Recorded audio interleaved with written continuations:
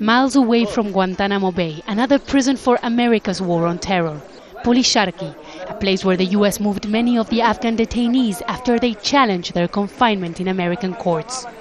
RUHOLLAH HAKIM was one of them. He spent 5 years in Guantanamo accused of being a member of Al-Qaeda.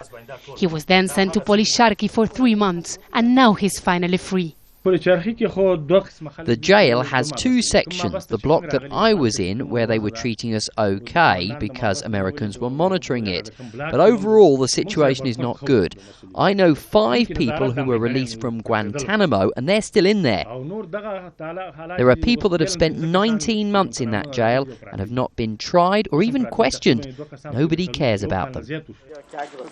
When we visited the prison, we were only allowed into certain sectors, those that appear to be under the control of the Afghan government. But still, officers here recognize the special sector that's allegedly run by the Americans and that holds the high-value detainees. The way we are controlling this jail is the same way they are controlling the other jail.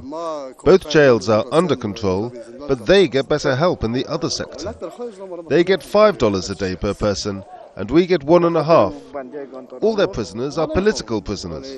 The U.S. government claims that the whole prison is under Afghan sovereignty and so lies outside U.S. control.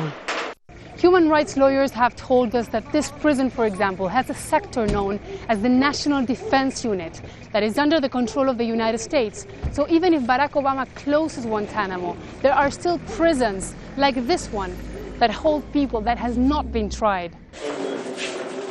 Human rights organizations also say that the U.S. is using POLICHARKI as a long-term detention center for detainees previously held at the U.S. Air Force Base, Bagram. I asked our judiciary under what law are the detainees from Guantanamo and Bagram being held here? Show me the law. In the Afghan constitution, if anyone is arrested by foreign troops, it is illegal. That shows Afghan justice is not independent and that the government doesn't have any freedom. Under the Soviets, POLICHARKI served as a notorious torture center. Now an Afghan detention center with a sector where no laws appear to apply except those of the United States.